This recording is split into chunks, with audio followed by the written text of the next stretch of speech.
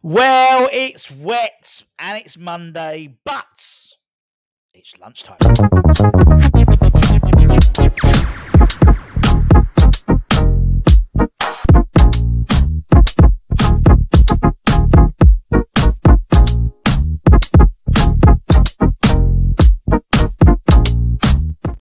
Obviously, international break with obviously Spurs on Saturday. Something to look forward to for the end of the week. The cup final, the beginning of our cup final week. Anyway, it's lunchtime. So we're doing a lunchtime headlines today. Talk about 3 stories. And then we're doing the same at Hammers Headlines as well. Actually, 4 stories at Hammers Headlines.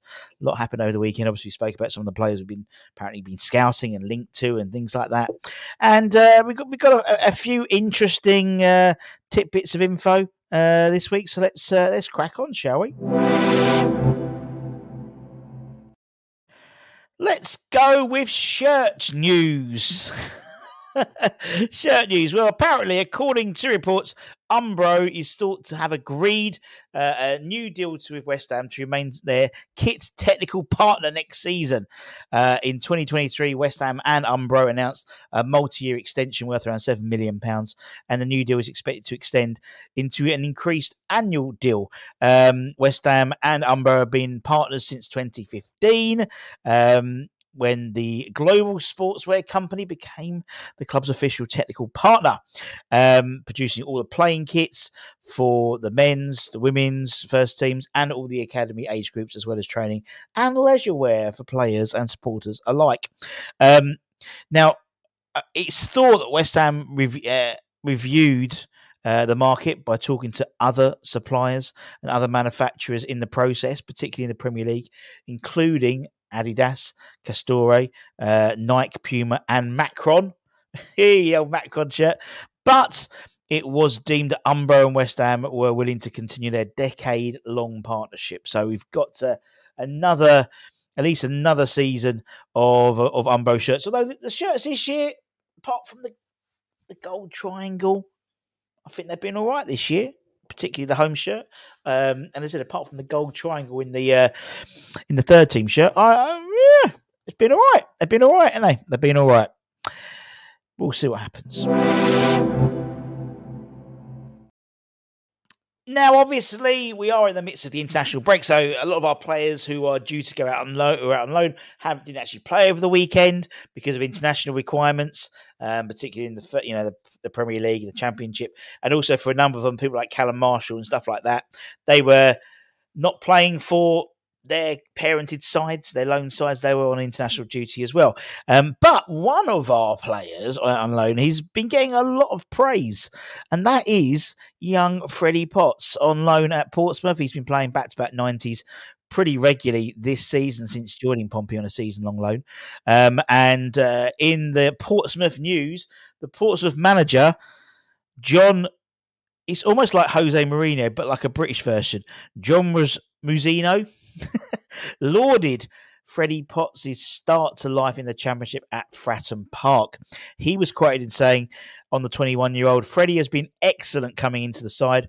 When you're asking a young lad to come in and play for the first team at this level, there's going to be some adjustment. But I've been really pleased with him coming in off the back of not having a full pre-season. He's very calm and composed on the ball, very positionally very good and strong enough in the tackle and in challenges to emerge with a lot of credit as a holding midfielder. His overall game has been very solid. I can see him growing.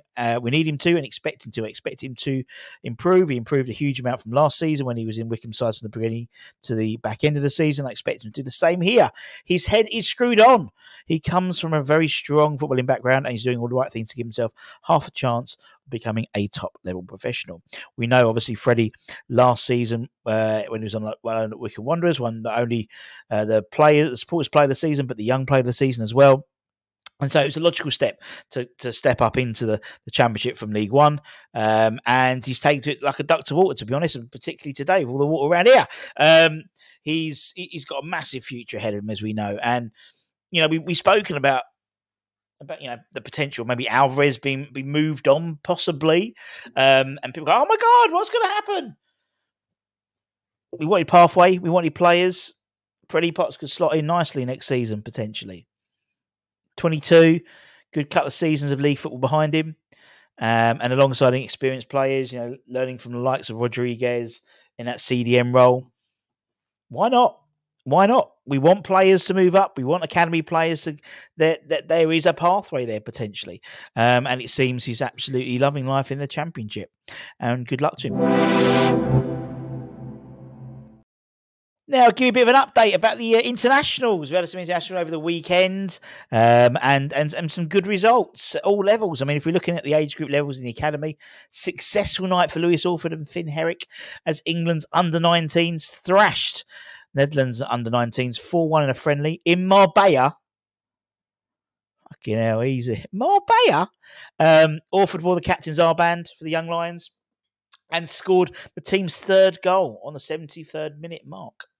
Obviously, Finn, 90 minutes in goal and had a really good game as well. We spoke about the three lines on Saturday. Kalen, Earthy and Orford. I mean, Herrick, Finn in that mix as well, potentially. If you're looking at under-21s in Northern Ireland, Patrick Kelly was on the score sheet. Old PK, as they won 5-0 over Azerbaijan in the qualifying for the 2025 UEFA Under-21 European Championships. Josh Briggs, academy player, was an unused substitute in the game. In terms of the full Northern Ireland side, Callum Marshall started as they maintained their strong hopes of promotion in the Nations League C group with a 0-0 draw against Belarus. He won his 7th senior Northern Ireland cap in the match in Hungary, and the point kept them a point behind the group leaders. He played 67 minutes in the game. Elsewhere, on Saturday night, Andy Irving was an unused substitute as Scotland were narrowly beaten 2-1 by Croatia in Group A1. And in the Africa Cup of Nations qualifying, Naif Aguerd, obviously on loan at Real Sociedad, started in Morocco's 5-0 win over the Central America Republic. Obviously, we've still got games. I think Antonio was unused substitute the other day. We spoke about, obviously, Lucas Paqueta playing. And, yeah, obviously, we've got a couple more, I think, games still this week before everyone returns, and then we'll see. Hopefully, no one's injured in time for the Spurs game. Hopefully, and that's it, my friends. Thank you very, very much for your time, as per usual. If you're a channel member, obviously you'll be getting your podcast tonight, later on tonight, and go back and check out. We put a post on the community page. We did a big draw for members for tickets for the Jimmy Walker night this Friday.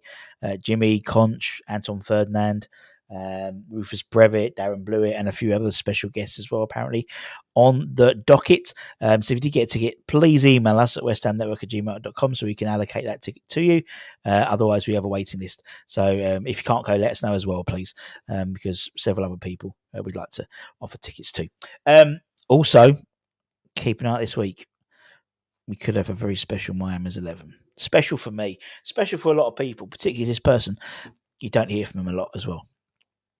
At all. I've scoured the internet and haven't been able to find an interview from this person talking about West Ham on YouTube or anything like that. So a world exclusive for the West Ham Network. Take care, stay safe, stay warm, stay humble, keep the faith. Go you